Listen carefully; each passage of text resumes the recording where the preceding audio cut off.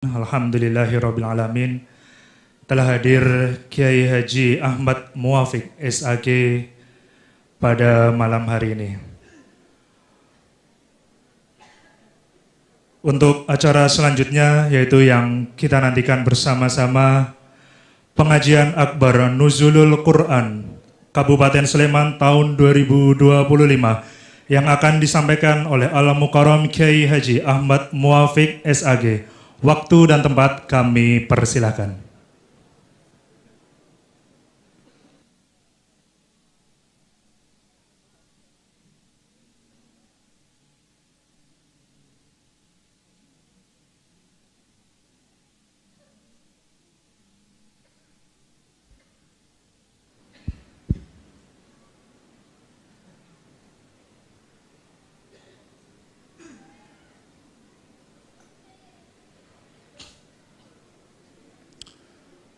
Assalamualaikum warahmatullahi wabarakatuh.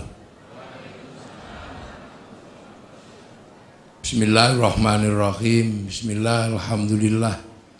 Wassalatu wassalamu ala rasulillah Sayyidina Muhammad ibn Abdillah wa ala alihi wa ashabihi wa azwajihi wa dhurriyyatihi wa ahli baitihi wa man tabi'ahum bi ihsan ila yaumil qiyamah. Para alim, para ulama, para kiai, sedaya takmir masjid, napa jenenge? Masjid Agung Sleman, Dr. Wahidin Sudirohusodo yang saya hormati, Bapak Bupati yang kita cintai.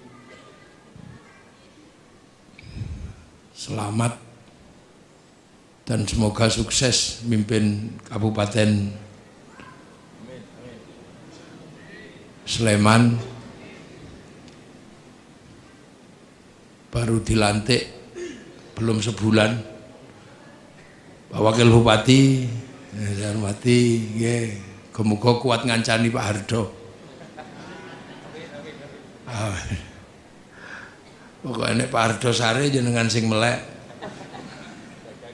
jaga gawang beserta Ibu Bupati, Ibu Wakil Bupati yang saya hormati, Pak Kapolres juga baru, Pak Polres Tabes, Pak Nopo nih, Pak Dandim, saya hormati, DPR dan seluruh jajaran Forkompimda, Kandepak yang saya hormati, semuanya, sing nerbang yang saya hormati. Loh, langsung terbang. Para hadirin wal hadirat yang berbahagia, alhamdulillah. Ini peringatan Nuzulul Quran. Jadi istilahnya itu peringatan turunnya Al-Quran. Turun itu pengertiannya dari dulu ya, dari atas ke bawah. Jadi itu turun, jadi Quran itu turun. Nah, istilah Nuzulul Quran itu ya lebih mendekati kebenaran, karena turun. Angka terendah itu satu. Nah, 2 lebih tinggi dari 1 kecuali juara kelas. Kalau juara kelas 1 lebih tinggi dari 2. Tapi kalau tangga 2 lebih tinggi dari 1. Nah, Quran itu posisi awalnya itu memang tinggi, karena posisi awal Al-Quran itu di langit ke-7. Jadi Al-Quran itu posisi pertamanya itu di langit ke-7. terus turun ke langit satu ini. Ini kan langit satu ini. Bumi itu langit satu di satu planet. Langit satu itu isinya Merkurius, Venus, Bumi, Mars, Jupiter, Saturnus, Uranus, Neptunus, Pluto. Nggak tahu ini sudah dianulir apa belum Pluto ini. Dianulir jadi Neptunus, cuman sampai Neptunus. Itu dalam ilmu tata surya ini disebut galaksi Bima Sakti. Yang diantara planet di galaksi ini ada namanya Bumi. Nah yang kita tempati ini Bumi. Itu adanya cuma satu. Bumi itu cuma satu. Makanya Allah selalu menyebut bumi itu ardun. Tapi ardun itu ada ruang yang lebih gede. Namanya sama, langit. Nah, langit ini terdiri dari beberapa langit. Makanya jamaknya sama itu samawat. Beberapa langit. Nah, Al-Quran ini bukan di langit ini aslinya, tapi di langit ketujuh. Jadi posisinya di langit ketujuh. Nah, langit ketujuh itu di mana? Ya nggak tahu saya. Langit ketujuh itu nggak tahu jauhnya kayak apa. Karena keluar dari langit satu ini mesti keluar melalui black hole, lubang hitam. Nah, lubang hitam itu Stephen Hawking aja nggak bisa bikin rumus di situ. Orang yang paling jago bikin rumus itu nggak ngerti caranya bikin rumus menembus black hole ini, lubang hitam. Nah, Rasulullah itu pernah melewati itu, menembus black hole, masuk ke langit kedua, ke langit ketiga, ke langit keempat, ke langit kelima, 6, 7. Nah itu posisinya di mana nggak tahu. Yang jelas bahwa Rasulullah itu sampai di Sidratil Muntaha, di langit ketujuh. Nah di langit ketujuh itu ada cloud, kalau anak sekarang bilang itu. Ada cloud, ada pusat data. Jadi dunia ini ada pusat datanya. Ada harddisk besar yang berisi tentang data-data, apapun blueprint dunia ini ada datanya. Nah data itu dijaga betul biar gak diretas, biar gak dihack. Siapa yang punya potensi untuk meretas itu? Iblis. Makanya dijaga. Nah karena itu sangat terjaga, cloud atau harddisk catatan-catatan dunia itu, maka itu disebut lauhil mahfud. Jadi lauh itu adalah, dulu orang Jawa dulu lauh itu sabak. Sabak itu alat tulis. Jadi tempat untuk menulis itu lauh. Mahfud yang terjaga. Nah itu catatan semua ada di situ. Yang sebelumnya orang-orang dulu sebelum Islam menyebut, kalau orang Yahudi Nasrani menyebut itu namanya Tabut Sulaiman. Orang Yunani menyebut kotak Pandora. Nah orang Jepang menyebutnya kantong Doraemon. Pusat data itu. Jadi ini kita berbicara tentang pusat data. Nah Quran itu dari situ. Bal huwa Qur'anum Majid fi lauhim mahfud. Jadi Quran itu downloadan sebenarnya. Yang download Rasulullah melalui proses sampai 15 tahun di Gua Hira, itu proses download. Makanya Quran itu turun itu seperti PDF. Ada passwordnya. Nah passwordnya ya alif lam mim, kaf ha ya ain shad, alif lam ra, itu password sebenarnya. Makanya itulah yang disebut algoritma Al-Quran. Kalau anak sekarang mungkin menyebutnya coding. Coding, jadi alif lam mim itu coding itu sebenarnya. Maka rumus membacanya beda. Rumus membacanya bukan pakai alif ba ta, tapi pakai abjadun hawazun. Ada ilmunya. Nanti kapan-kapan sampean datang ke Pondok Minggir, tak ajari cara baca codingnya itu. Kitabnya banyak, ada Al-Aufaq, kitabnya Imam Ghazali, yang oleh orang Indonesia disebut wafak atau rajah itu. Tiba-tiba ada huruf ain, ketemu mem, lam, terus tempelnya di pintu itu. Itu coding sebenarnya. Yang karena kita nggak bisa mencerna terus disebut bid'ah, disebut musyrik, karena kita nggak bisa mencerna. Karena itu coding. Makanya akhirnya kalau kita lihat huruf seperti itu di dalam Al-Quran, langsung kita sebut maknanya Allahu a'lamu bimuradi. Hanya Allah yang tahu maksudnya. Itu sesungguhnya coding.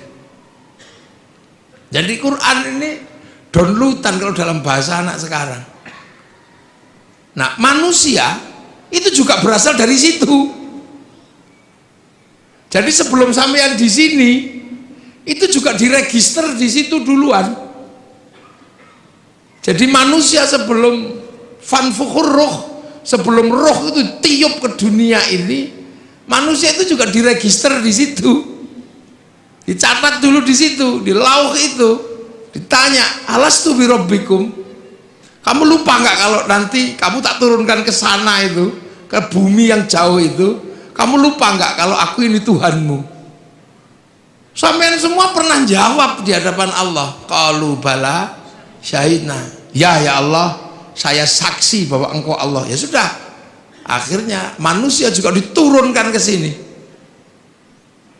Nah, ketika manusia diturunkan ke sini, terus tiba-tiba ya sama menjadi makhluk bumi.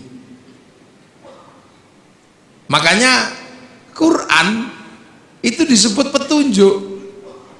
Petunjuk buat siapa? Buat manusia.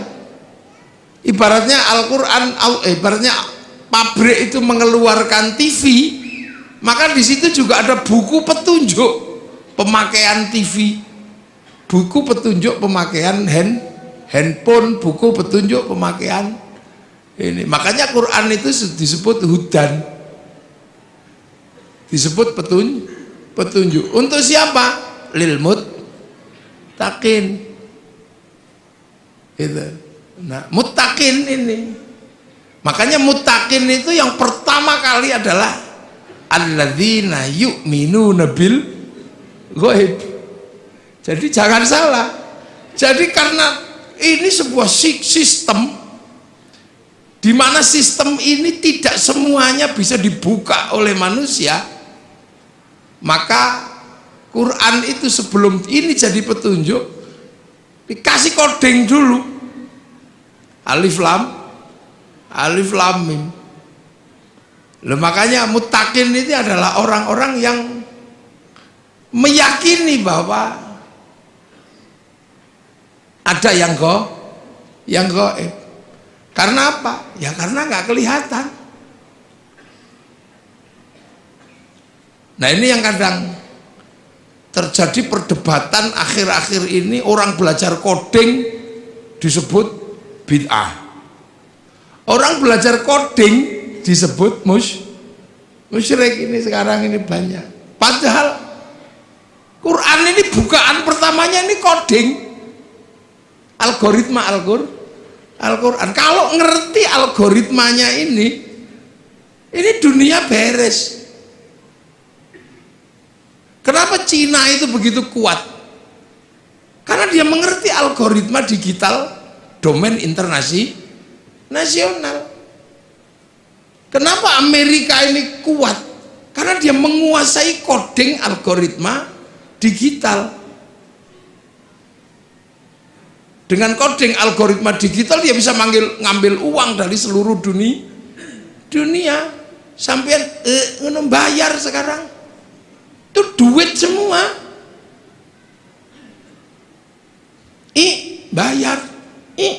bayar. Makanya dilawan sama Cina pakai codingnya Cina, sehingga Cina berani ngelawan Amazon pakai Alibaba. Itu pertarungan pertamanya mana? Di codingnya, bukan di Amazon sama Alibaba. Kalau Amazon sama Alibaba itu sistemnya, di dalamnya ada namanya algoritma dan coding. Kalau coding dan algoritmanya tidak dikuasai, nggak bisa ngelawan. Bagaimana bisa ngelawan Facebook pakai QQ Ren? Bagaimana bisa ngelawan WhatsApp pakai WeChat? Karena menguasai codingnya. Jangan dikira. Makanya logam dunia pun pakai coding. Sampai kalau pernah belajar kimia itu kan codingnya ada. Oksigen pakai coding. Maka orang kalau ngerti coding oksigen, dia bisa produksi oksigen. Samator kenapa kuat? Dia punya coding H2O-nya. Dia bisa bikin. Nah sampean nggak bisa bikin, ya keluar kentutnya doang. Loh ini coding, ini ilmu kekinian. Handphone itu bisa menghubungkan sini Amerika pakai coding. Satu coding algoritma, yang kedua coding logam. Ketika emas dipertemukan dengan ini anak codingnya kabeh di sini nih. Makanya ora perlu kabel. Makanya laki-laki yang menguasai coding tentang perempuan bisa I love you tanpa harus berkata-kata. Loh iya. Makanya orang dulu kalau mencari coding itu puasa. Cinta perempuan kalau ditolak, cari codingnya. 3 hari 3 malam itu. Apakah pakai coding innahu min Sulaiman wa innahu bismillahirrahmanirrahim, atau pakai coding sun amat kaji hajiku jaran go yang kan gitu. Ini kita ini yang sekarang jarang sekali dibahas.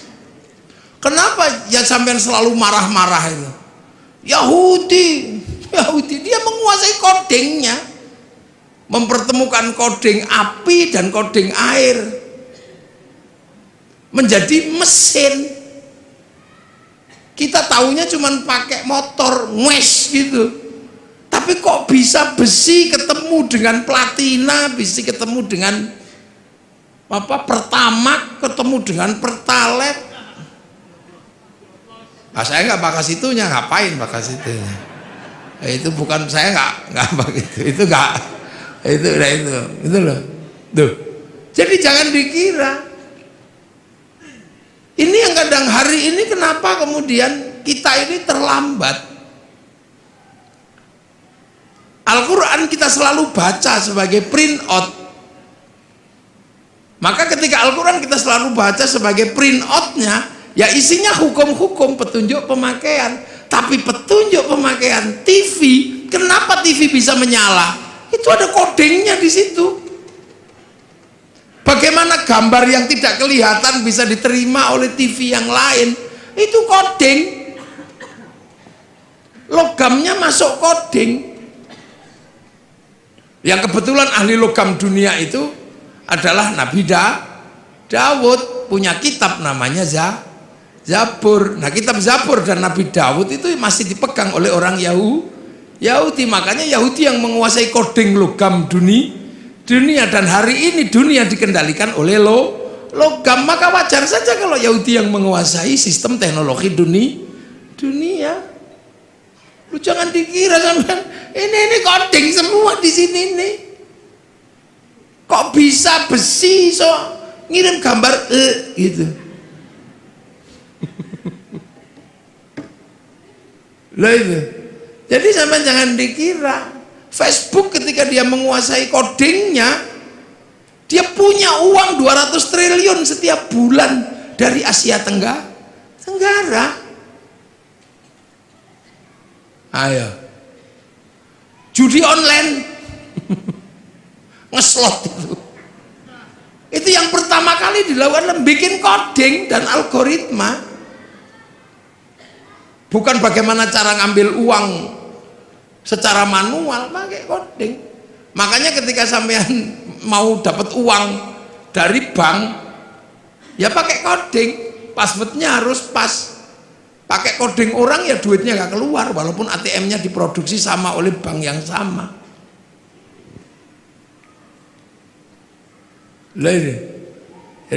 Jadi kita ini sebenarnya ada satu titik ini.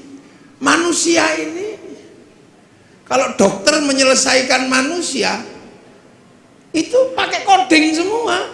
Darah itu kodenya apa? Bukan kok kemudian DARAH, enggak.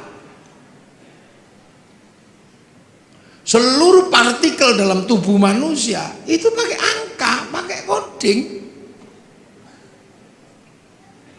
Kan gitu.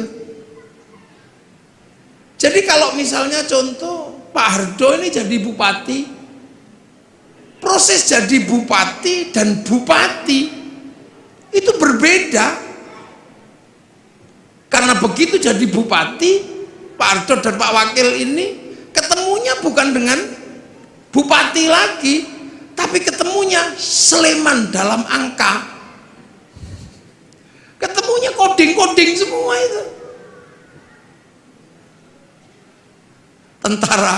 Tentara yang bagian nembak itu apa itu namanya? Apa? Tentara yang bagian kavaleri, bukan? Armet itu. Armet itu nggak ada di situ tembak, itu nggak ada. Itu pakai kode-kode semua, angka semua. Jadi jangan dikira. Nah inilah sebenarnya dari awal itu kita sudah cukup maju sebenarnya diajarkan bahwa Al-Quran ini adalah downloadan. Nah manusia ini juga produk dari sana, sama-sama dari pusat yang sama. Makanya manusia ketika turun ke sini dikasih paketan kan, ada paketannya itu. Karena dari pusat data yang di sana kasih paketan, rezekinya sekian, istrinya ini, nyawanya sekian gitu. Kalau paketannya habis ya kick, udah selesai.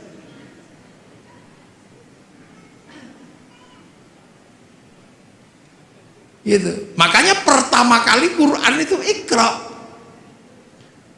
Bismi Rabbika, memperkenalkan sesuatu yang ada di luar manusia sebagai pemilik semesta.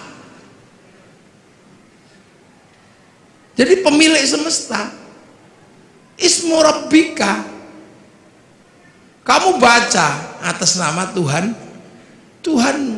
Tuhan siapa? Belum. Ismu Rabbika itu siapa? Belum. Masih berbicara tentang Rob, bahwa ada penguasa semesta dan kamu ada di semesta itu. Alladzi kholaq, yang bikin kamu. Karena waktu itu manusia nggak ngerti. Taunya bahwa manusia itu ya hadir dengan sendirinya.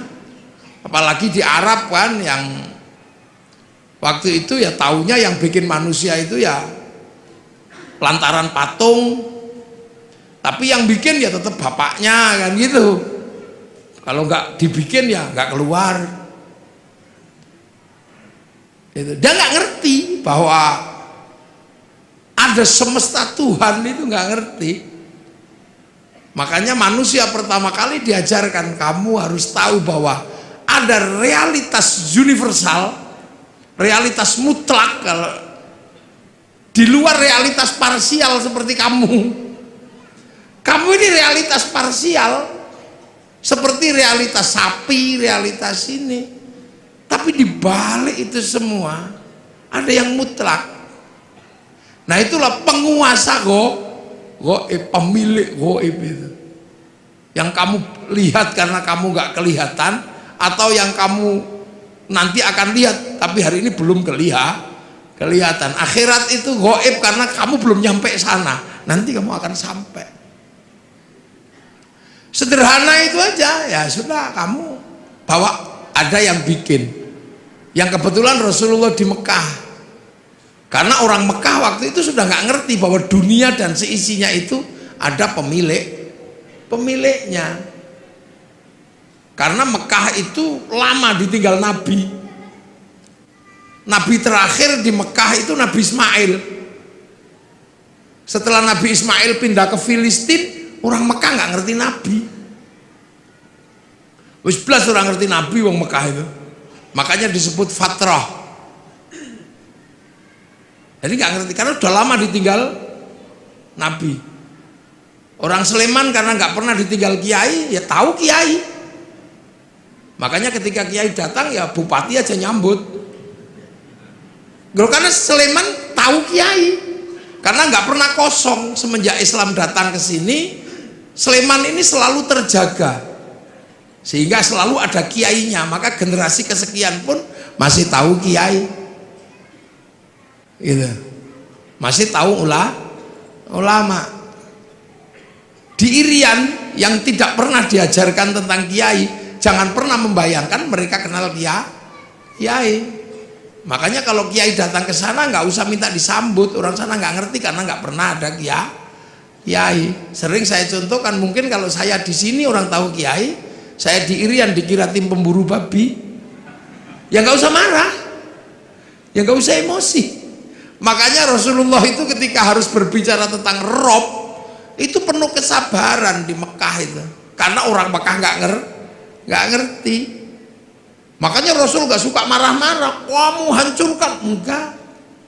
Yang tahu Rasulullah itu Rasul itu di Mekah waktu itu cuman Allah, nggak ada yang ngerti.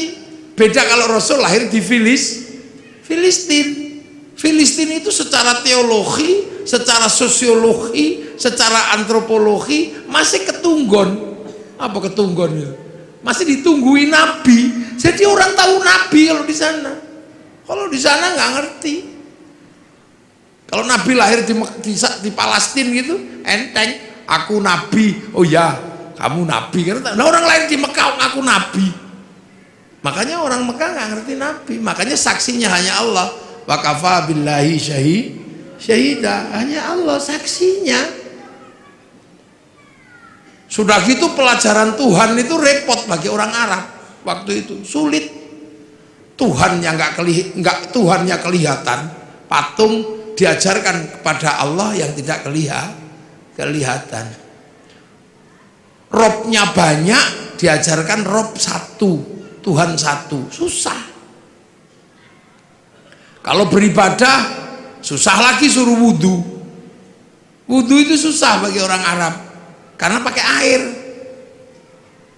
Air itu bukan budaya Arab, karena di Arab nggak ada air, diminum aja susah kok suruh wudhu, apalagi suruh jinabat, tambah susah lagi. Kalau seandainya budaya air itu di Indonesia gampang. Makanya kalau sesuai budaya Arab mestinya toharo itu hanya sampai di tayamum, di debu. Jadi Islam itu bukan Arab sentris, karena pelajaran dasarnya sangat berbeda dengan budaya Arab. Jadi Islam itu sangat berbeda yang diajarkan Rasul dengan budaya Arab. Orang Arab nggak ada air, diajari pakai air. Sudah tahu makanan itu susah, tiba-tiba disuruh sedekah, disuruh zakat. Orang Arab itu cari makan susah, harus berburu. Makanya orang Arab itu kalau berburu, saudaranya harus banyak. Kalau berdagang, kafilahnya harus banyak. Kafilah yang saudaranya nggak banyak, diajar sama kafilah yang mayoritas mate. Makanya orang Arab itu saudaranya harus banyak. Makanya tradisi orang Arab itu seneng ngitung saudara. Saudara bin ini, bin ini, bin ini. Untuk apa? Membangun komunitas. Karena sistem survive-nya orang Arab adalah komunal. Nek kekuatannya sedikit kalah sama suku, dikit kalah.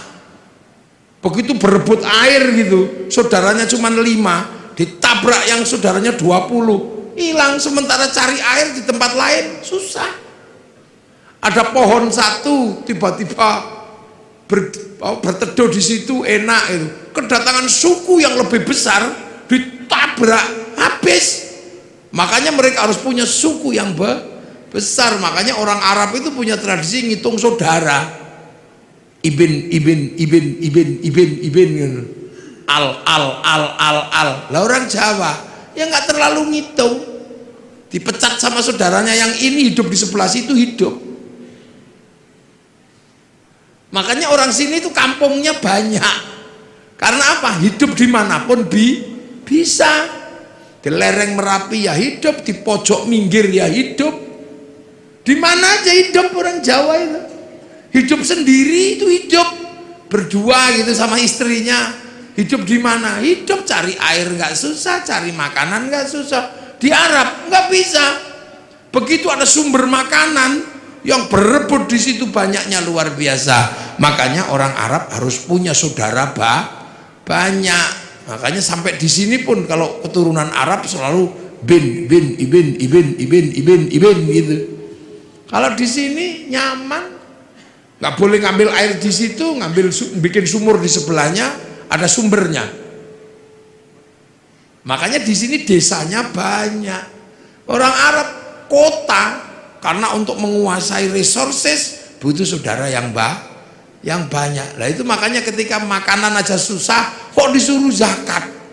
Repot bagi orang sana, apalagi suruh puasa. Sudah tahu panas kayak gitu suruh puasa. Wah, repot katanya. Ajaran ini Tuhan ini merepotkan gitu.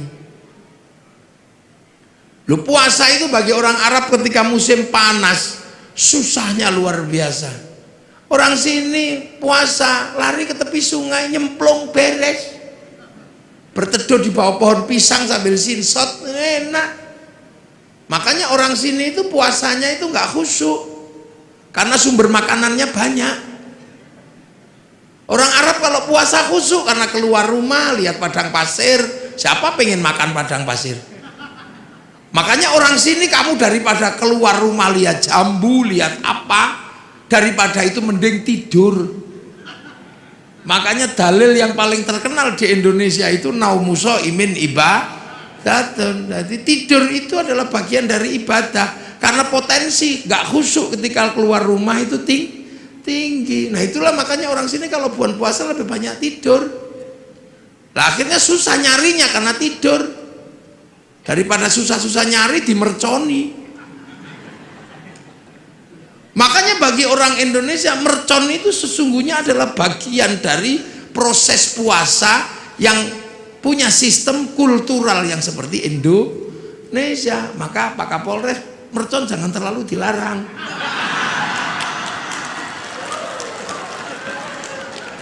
Loh ya kan, ada bagi lo ini budaya masing-masing sama.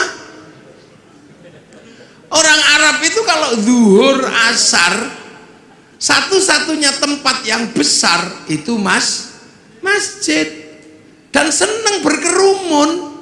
Makanya setiap waktu sholat mengumpulkannya nggak susah. Nah orang sini di rumahnya nyaman, di sawahnya nyaman, sehingga waktu sholat lebih banyak tercecer di rumah, tercecer di sawah. Orang sana pasti langsung datang ke masjid. Karena apa? Pusat komunal itu masjid. Makanya kalau di sana Allahu Akbar sudah di dalam masjid. Wong sudah nunggu semenjak sebelum sholat. Lah di sini nyaman di sawahnya, nyaman di kebunnya, makani bebek. Ya makan nunggu masjid itu. Sambil nunggu Robana ya Robana, sambil nunggu karena nyaman di tempatnya masing-masing. Speakernya harus tinggi biar denger. Nanti datang satu malah rokokan depan masjid. Ya yang sabar. Makanya ada pujian tombo ati. Wong wis pegel nambah niatine dhewe ra katanya. Ini menghasilkan sistem sosiologi agama. Antropologi agama itu muncul dari situ. Begitu udah nggak tahan karena terlalu lama baru diuruki anjang jeruan teko. Ini sistem sosiologinya. Makanya puasa di sini nyaman, orang tidur ngorok gini. Lihat matahari nggak kayak orang Arab. Orang Arab matahari keluar nampak. Karena apa? Padang pasir. Orang sini baru bangun, nggak akan lihat matahari, kehalang Gunung Merapi, kehalang bambu, kehalang apa. Makanya biar nggak kebablasan, ada tarhim, imsak, siap-siap, hati-hati kebablasan. Terlalu malam nyenyak tidur, dibangunkan pakai tokrek sahur. Nyaman orang sini tidurnya. Sahur ora sahur sakarepmu. Loh. Jadi proses di sana ini berbeda. Makanya ketika ajaran itu masuk susah. Apalagi haji. Haji itu bagi orang Arab itu masalah. Kalau nggak saking kuatnya ajaran keyakinan. Apa? Tawaf. Satu kalau musim panas, yang kedua syahwat. Orang Arab itu kalau lihat kaki, tangan dan muka, wah itu syahwatnya luar biasa. Sementara kalau tawaf, ini muka harus dibuka. Betapa kita bisa melihat orang-orang yang indah di sana. Sementara pada saat yang sama, yang laki-laki disuruh pakai baju, nggak boleh dijahit. Coba kalau mau ndablek kan tinggal wes gitu aja. Ini sosiologi agama. Makanya Islam itu ja'a ghoriban wa sayaudu ghoriban, asing dan akan pergi dengan asing. Loh makanya Islam itu pertama ya wa kafa billahi syahida Muhammadur Rasulullahnya Allah yang tahu. Sampai kemudian orang Arab ada yang bisa menerima. Nah itu yang disebut walladzina ma'ahu, orang yang bersama Rasulullah, para sahabat. Makanya sahabat itu ya orang Arab, karena Islam itu turun di Arab. Sahabat ya Abu Bakar, Umar, Utsman. Nggak ada sahabat namanya Joni gitu, atau Hardo, itu nggak ada. Ya Danang, Edi. Ya nggak ada. Wong itu baru terjadi proses di sana. Sampai akhirnya orang-orang yang mengikuti Rasul ini bentrok sama yang tidak mau. Makanya ada konsep asyidda'u alal kufar, marah sama yang kafir, yang nolak. Sampai akhirnya rekonsiliasi. Yang kafir masuk Islam. Sudah, wong ora ngerti kok ya enggak apa-apa. Abu Sufyan, abu-abu yang lain itu masuk.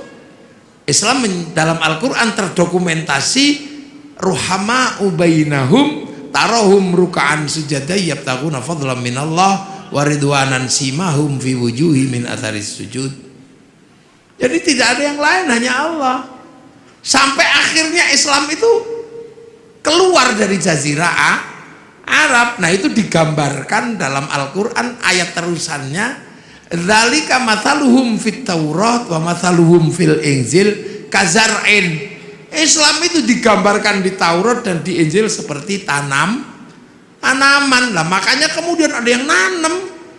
Yang rukun Islam tadi itu, rukun Islam harus ditanam. Nah ada yang berangkat nanam ke Eropa, Tariq bin Ziyad. Ada yang berangkat nanam ke Cina, Sa'ad bin Abi Waqqas. Ada yang berangkat nanam ke Afrika, sahabat Salman, sahabat Bilal.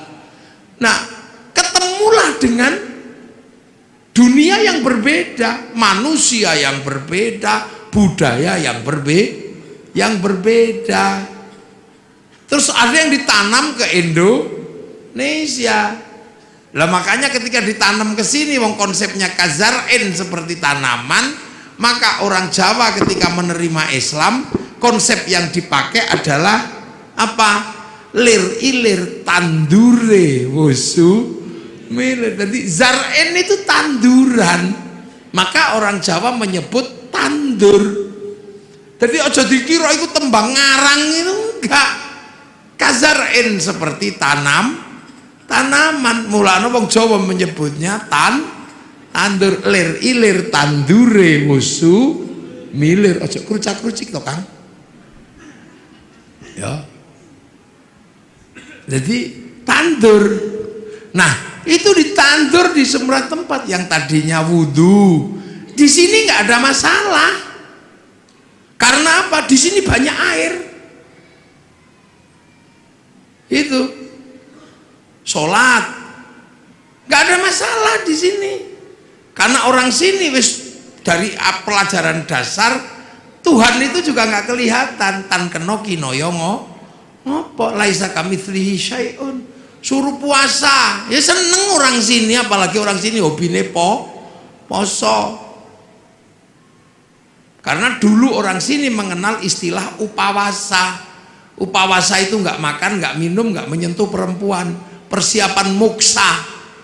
Makanya bahasa Islam syahrul Ramadan kok nggak makan, nggak minum, nggak menyentuh perempuan seperti upawasa, maka syahrul siam disebut bulan puasa karena ditanam di sini. Sholat ya ditanam di sini, sembahyang Allah tanam sini pengiran. Saya ini mestinya syaikhun ustadzun, tanam sini tadi kiai ya kudu trimo jejeran karo kebo Kiai Slamet, tombak Kiai Pleret, musola langgar Allah pangeran, malah ono sing ngarani sing ngecat Lombok. Ya itu biasa. Sampai hari ini sing teko dhisik Honda ya walaupun RE King ya tetap disebut Honda. Karena yang datang pertama Aqua, maka Ades pun ya rela disebut Aqua. Nasional disebut Sanyo. Seluruh pembalut ya Softek. Ya ini kan ini namanya sosiokultur. Jadi jangan dikira agama itu tidak, karena dipakai manusia punya budaya, punya pengetahuan. Ya kan, begitu ditanam di sini orang nggak boleh lagi ribut masalah jenggot. Karena apa? Manusia sini rasnya mongoloid. Ras mongoloid tidak punya jenggot. Kalau ras Semit bangsa Arya punya jenggot. Makanya sahabat dan orang Arab sampai sekarang masih punya jenggot seperti Nabi karena bangsanya sama. Maka jangan ribut di negeri dengan ras tidak berjenggot. Sampai sekarang di Arab bisa nyuntuh Rasul makan pakai 3 jari, bisa wong kurma. Lah tekan kene soto ya ndak bisa. Sampai sekarang di sana jubahan masih bisa karena kultur dan geografinya masih sama. Orang sini pakai jubah ya nggak bisa nanam padi. Makanya jubah baju syar'i dipotong. Potongan baju syar'i namanya syar'un. Orang sini nggak punya huruf ain, punyanya monggo botongo, maka syar'un jadi sarung, saruan jadi sarungan. Maka orang sini nggak perlu ribut masalah katok cingkrang karena fleksibel. Sampai nek pengen cingkrang lintingen sing rodok dhuwur. Nek pengen medun plotrokno beres. Makanya sarung itu adalah titik kompromi antar isbal. Lho mangkano enak di sarungan karo kathok. Nek kathok ra iso medun, ra iso munggal. Nek sarung iki plotrokno iso cincik sampai pas dengkul ya iso. Lho, ini titik-titik kompromi. Lho jangan dikira. Makanya ketika Quran dibaca di sana ya masih bisa. Zaman sahabat ya masih bisa baca Quran, wong muridnya Nabi. Tabiin ketika yang jauh dari Arab nggak bisa baca Quran, yang lungkek-lungkek kayak cacing itu nggak bisa. Makanya terus tahun 65 Hijriah Quran itu dikasih titik-titik, itu anyar itu. Nun ada 1 titik di atas, ba ada di bawah, tak 2. Itu zaman Abul Aswad Ad-Du'ali tahun 65 Hijriah. Disebar lagi bangsanya beda, titik-titik gak cukup, dikarokati fathah kasroh dhammah. Itu yang kasih namanya Syekh Khalil bin Ahmad Al-Farohidi tahun 150 Hijriah. 100 berapa? 140-an lah setelah Nabi meninggal. Dibaca orang yang berbeda suku lagi, nggak bisa, lidahnya beda. Orang Jawa alhamdulillah ya alkamdu, nggak punya hak punyanya Hono Coroko. Robbil alamin, robbil lamin, wudu, wulu,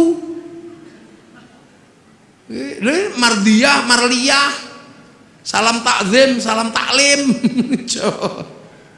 Itu ada wadduha, keluarnya wadduhai, mereka lekanui, ya ada. Sekarang ini bangsa Sundonan alladzina, alladzina. Lah ini kan harus ditemukan jalan keluarnya. Penelitian tahun 200-an Hijriah namanya Abu Ubay Qasim bin Salam, hasil penelitiannya dibukukan dalam ilmu At-Tajwid fi Qiraatil Quran. Loh, jadi ojo sampean bayang no, Islam itu di sana sampai ke sini nih butuh perjuangan karena ketemu bangsa yang berbeda, ditanam di tempat yang berbeda. Prinsipnya cuma satu, tumbuh enggak tanaman ini. Akhraja syat'ahu fa'azarahu fastaghlaba fastawa ala suqi yu'jibu zurra' al-yaghidha bimul kufar. Tanaman ini tumbuh enggak? Sampai kemudian ketika dibawa ke pasar ini menjadi mendominasi apa enggak? Dominan atau tidak di pasar agama ini? Makanya pakai bahasa suq. Nah, hari ini ketika Islam ini ditanam di sini, tumbuh, berkembang, dan di pasar internasional kita paling banyak. Mau haji paling banyak orang Indonesia. Berbicara sholat paling banyak orang Indonesia. Orang hafal Quran orang Indonesia. Setiap qiraah juaranya dari Indonesia. Masjid paling banyak Indonesia. Jadi ketika berbicara konsep agama Islam dan pertumbuhannya, yang ditanam di Eropa macet, yang ditanam di Afrika ya segitu-gitu aja, yang ditanam di Cina juga nggak tumbuh, tapi yang ditanam di sini tumbuh subur menjadi dominasi pasar dunia. Loh kok gitu, ada yang mengatakan Islam terbaik ada di mana? Ya di sini.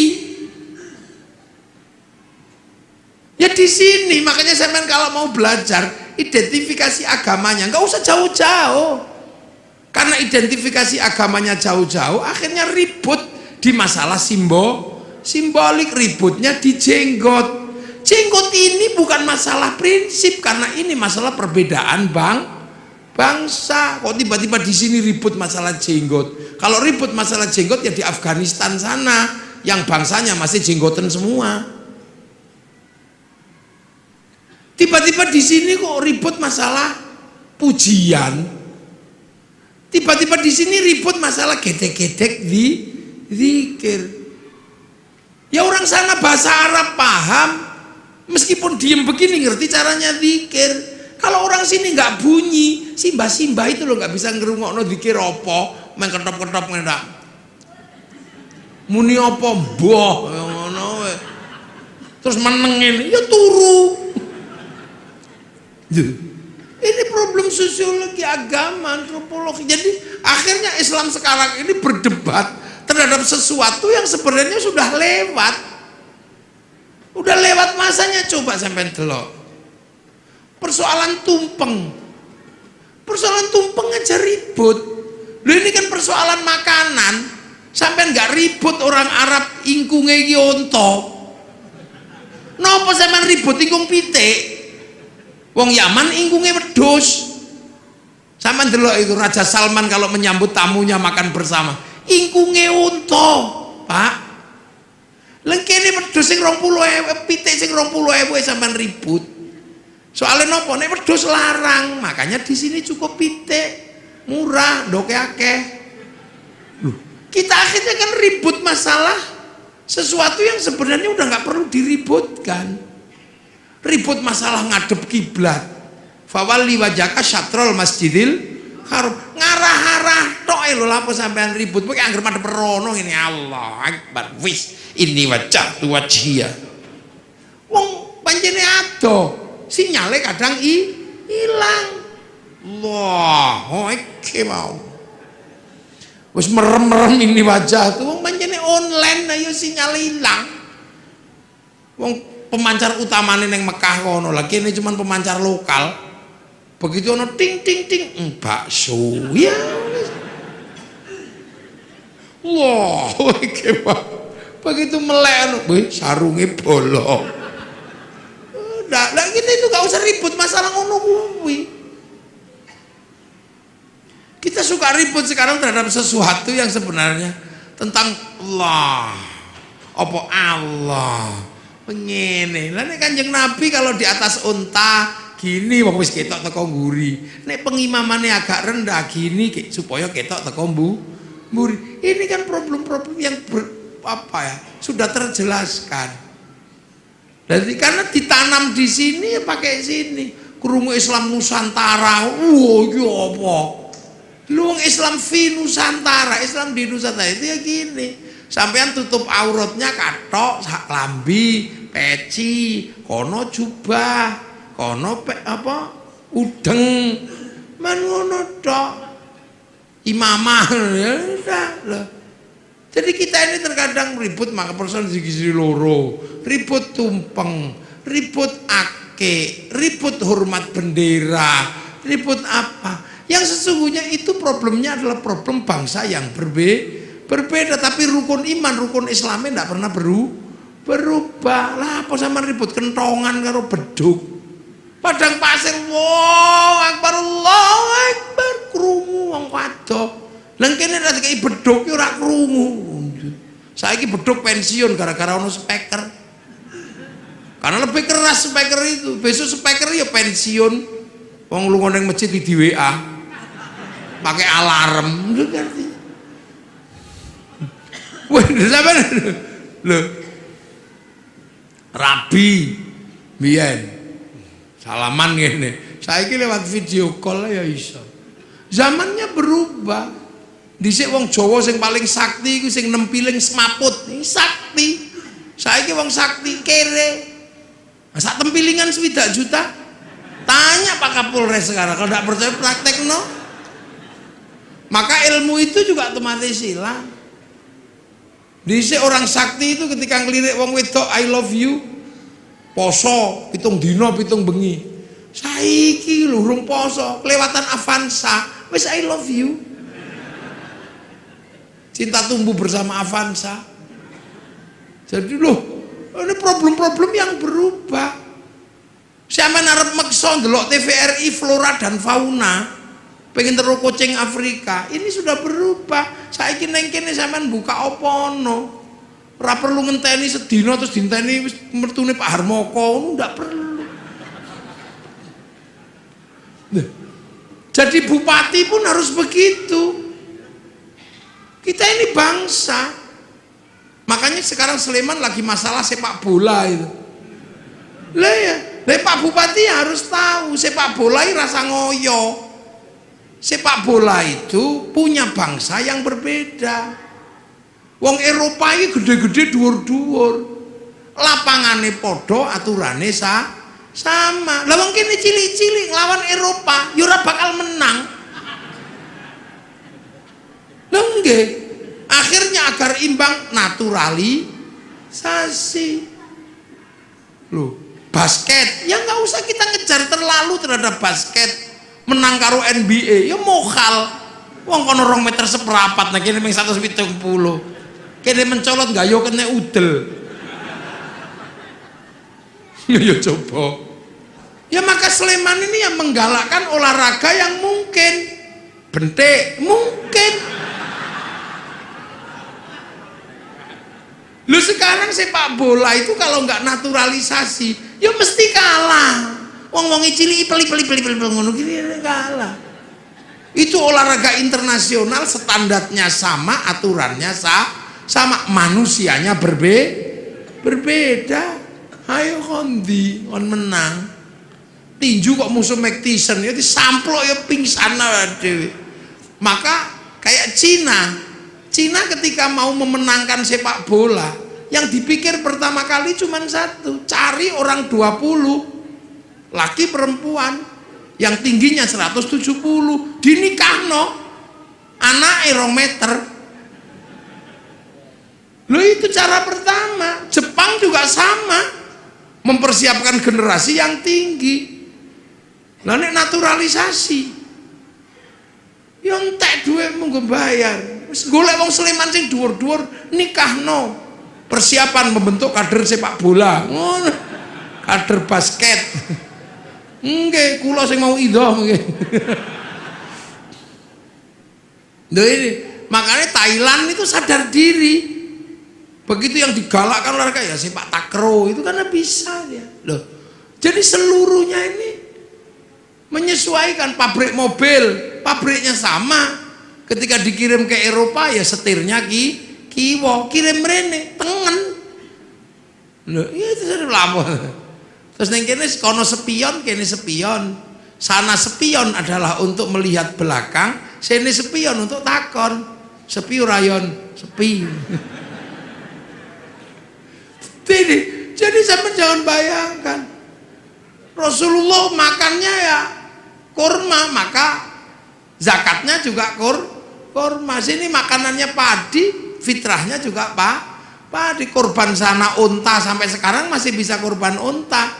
Di sini maksa kurban unta, cekel polisi. Nyolong untane kebun binatang lho ya. Biro lo kon. Loh. Ini jadi ini sebenarnya sudah. Nah, yang perlu dipahami ulang adalah bagaimana Al-Qur'an ini menyelesaikan problem yang sudah terbuka, yang dulu dibuka oleh para ulama terkait algoritmanya. Siapa ini yang akan ngurus? Kalau print outnya udah semuanya anu lah, banyak yang hafal lah, penghafal terbanyak, tapi memahami codingnya ini. Karena manusia sama-sama dari sana, Quran dari sana. Makanya manusia itu bisa dikirimi Quran. Seperti provider handphone, dia menurunkan kartu. Nah, antar kartu ini bisa saling tukar data, karena data ada di provider. Makanya kartu ini kirim data sana bisa. Tergantung kita mau paketan apa. Yang penting punya wifi. Nek tidak punya wifi, ya cari wifi gratisan. .co.id. Sama manusia ini juga bisa kirim Al-Quran, kirim Fatihah, kirim apa. Yang penting ketika kirim punya wifi. Kalau nggak punya wifi, cari wifi gratisan. Wifi-nya siapa? Wifi-nya Nabi, wifi-nya wali. Namanya tawassul. Nah, kenapa Nabi Wali paketannya gede? Karena download. Nabi Wali itu download. Qalu rabbuna wa tsumastaqamu tatanazzalu alaihimul malaika alla takhafu wala tahzanu. 3 tahun ya Allah ya Allah ya Allah ya Allah. Ono sing 3 tahun Sunan Kalijogo. Si Abdul Qadir 25 tahun ya Allah ya Allah ya Allah. Download, maka wali-wali itu paketannya besar. Makanya bisa mengerti hati orang karena bisa meretas. Wali-wali mau macam-macam dihack karo para wali, sampean paketannya gede, wong download. Nah, sampean kalau diajak download langsung tidur. Ya Allah ya Allah ya Allah ya Allah. Ya Allah ya. Alayum gringgingan. Loh, ini kita ngomongin Al-Qur'an. Makanya Al-Qur'an ini sesungguhnya adalah bukan sesuatu yang hanya semata-mata bisa dibaca dengan irama. Ada di balik situ ada codingnya. Sampean menguasai codingnya itu, beres urusan dunia. Sampean ra ndek dhuwit lho, ngerti codingnya, sudah tulis saja, ditempel aja di pintu tol, tok gitu. Coding dhuwit ngono ning Al-Qur'an. Orang kaya lewat situ mesti inget sampean jenenge. Tulis coding prek, muafik ngono ya entek kok iki. Mlane wong biyen ana angel di coding ngono wis rampung. Lah ngono terus diarani klenik ngono yang itu ya salah. Padahal zalikal kitabul la raiba fi, pertama niku hudal lil muttaqin alladzina yu'minuna bil ghaib. Nah saiki anggar krungu ghaib ngono gudiken. Lupa dah Quran itu ya butuh pertama kali ya kok gaib. Makanya ada orang belajar ilmu hizib, ilmu mahabbah, ilmu apa itu karena apa? Bahwa jangan sampai Gaib itu menjadi pemikiran tok, tapi dia harus menjadi experience of religion, pengalaman keagamaan. Makanya ono sing sampai jerokno zikir gitu, ya Allah, ya Allah, ya Allah, ya Allah, ya Allah, ya Allah. Gitu. Nah, untuk itu semua sampean harus ngerti donya niki ono sing duwe.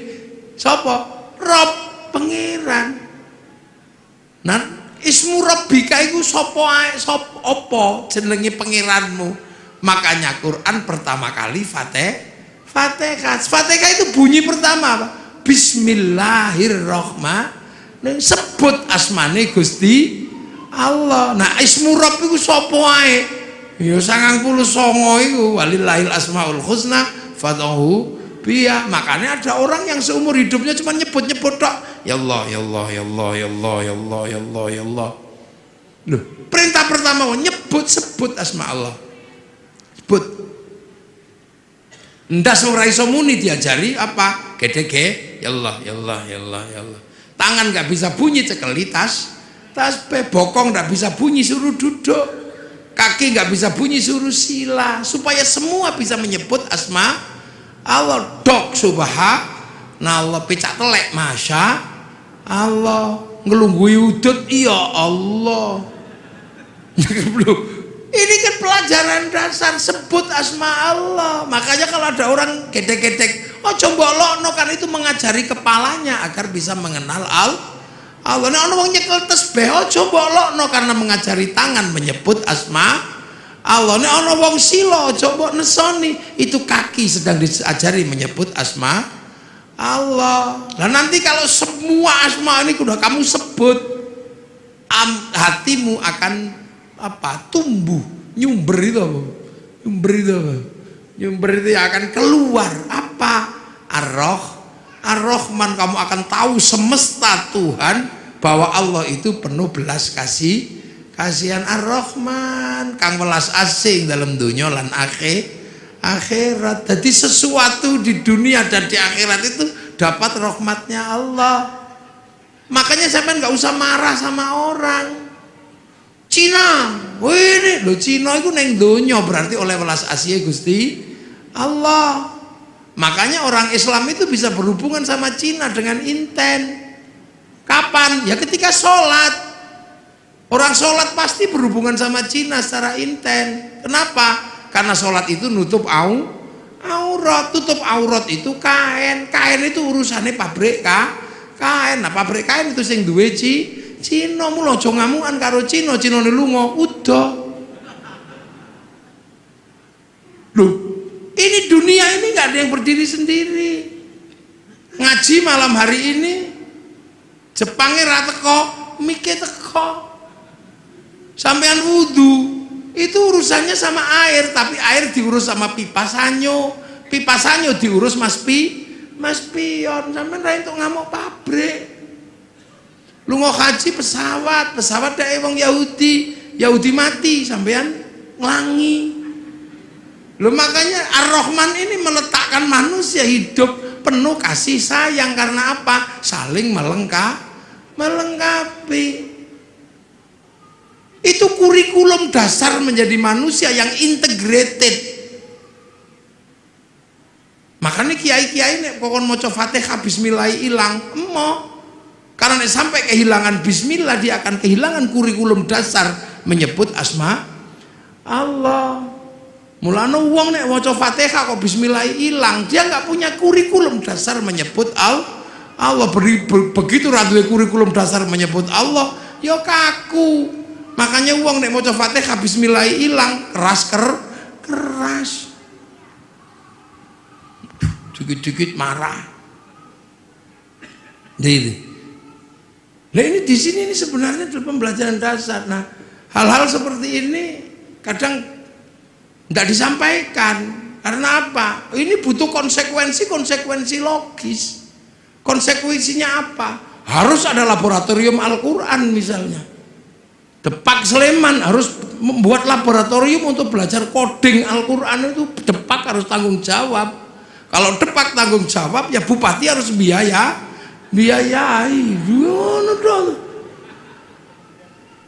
Kementerian Agama membiayai ini untuk apa? mengkaji kitab-kitab klasik untuk membuka kembali algoritma dan koding Al-Quran. Kajian Al-Aufaq, Mamba Usulul Hikmah, Syamsul Ma'arif, ini kajian-kajian koding. Saya tahu seperti ini, kenapa coba? Belajar dari mana? Dari anak saya yang kecil. Angger dino Rebo belajar koding. Oh lah, kok sama dengan sing tak pelajari mbiyen. Cuman ini koding digital, sing tak pelajari mbiyen koding Al-Quran. Dulu saya belajar tentang abjadun hawazun ini. Ono wedhus ngangel di kongkon manak, templeki empek ngono, rong dina meteng. Lha iku nek wong samono ngerti. Wong ra manak-manak ngono dikai koding wetenge templeki pluk ngono-ngono. Oleh 2 wulan ngono wis mandeg. Lha iku mbiyen makane kan ada raja-raja itu koding sebenarnya. Oh, begitu delok lho kok padha karo sing diajari anakku. Cilik belajar koding ini sama. Cuman itu koding ABCD, kita koding Arab. Lah itulah makanya Indonesia ini nyimpen data besar juga nggak bisa. Karena koding kita nggak punya, huruf kita menggunakan huruf ABCD. Cina bisa karena kodingnya huruf dia. Makanya ketahanan digital kita nggak pernah bisa, karena apa? Koding huruf kita menggunakan huruf ABCD, huruf Eropa. Coba disepakati koding kita huruf Jawa gitu misalnya. Terus pas betim Belgedes ngono ya sing kira-kira. Tapi untuk kebutuhan itu butuh laboratorium besar. Jadi Pak Siddiq harus bahas itu nanti. Ajukan anggarannya kepada Pak Bupati. Boleh golek piye wong bupati kok kangelan. Ya iya, apakah Pak Bupati nanti golekne nang Merapi apa nang endi ya wis karek kondo ngono ae to. Untuk bikin laboratorium bagaimana belajar koding Al-Quran. Wong kitabe ono kok. Jadi ojo MTQ tok sing diurus itu, kodingnya juga harus diurus itu. Algoritmanya itu mesti diurus. Karena insya Allah kalau kita ketemu koding-koding itu, ilmu pengetahuan terupgrade dengan sendirinya. Iki loh, itu kok koding iki. Ya angka-angka semua ini jadi duit kabeh loh iki. Jangan dikira itu nggak pakai uang, itu koding itu. Jadi video, jadi apa? Enggak koding, Kang. Enggak gitu. Ya bahwa wujudnya itu ujungnya apa? Penguasaan dan dominasi.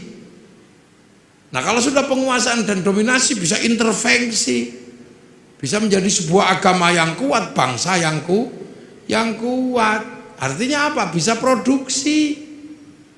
Nah bangsa itu kalau sudah bisa produksi, kekuatan bangsanya terjaga.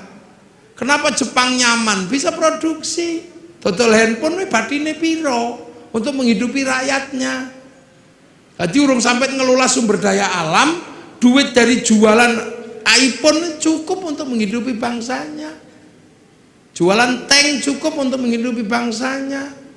Korea negara kecil itu loh, bisa menghidupi bangsanya dari dodolan lagu jenenge BTS. Loh, saya ini generasi zaman all ya. Masih ingat betul bahwa tahun 91 kalau nggak 92 itu konser terbesar di dunia itu Metallica di Moskow. Terjual tiketnya 6 juta tiket. Itu sampai sekarang belum pernah terbayangkan akan terkalahkan. Begitu Covid diajar karo BTS kalah. Sekali konser itu berapa? 100 juta orang yang nonton. Itu daring. Seminggu 4 kali, sebulan 16 kali. Tak hitung dalam waktu 1 tahun pemasukan dari BTS untuk Korea 2.500 triliun. Total ceng ngono toh. Amerika dapat pemasukan dari Facebook dan dari apa? WhatsApp itu. Mek bayar, ngono bayar. Paling tidak per bulan 200 triliun. Nah sampean dodol apa? Geblek. Loh, ini penguasaan dunia, jadi aja mbok kira dunia ini. Sampean selalu membayangkan APBD, APBN, tapi sektor informal yang dunia sudah bergerak nggak tergarap.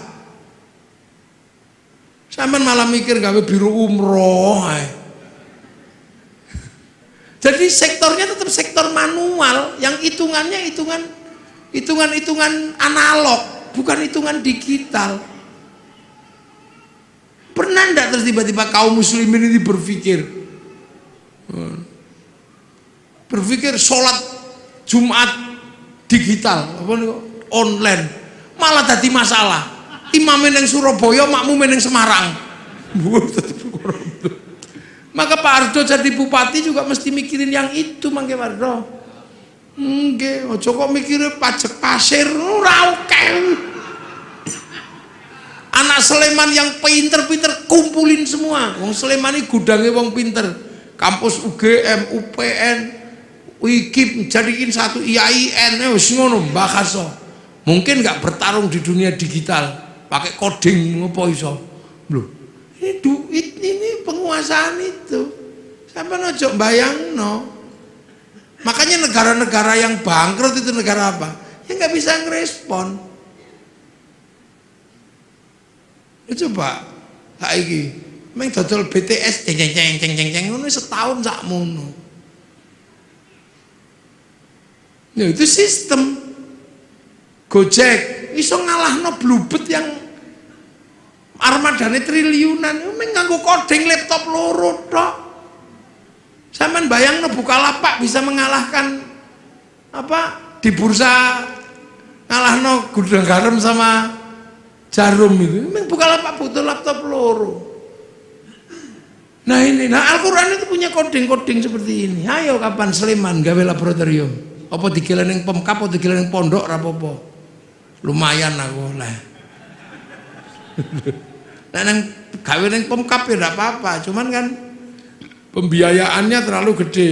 Karena kalau di Pemkap itu sing biayai bupati, jadi mesti hitungannya wah rada gede. Nah ning pondok kan gratisan. Loh, tapi memang harus ada laboratorium itu.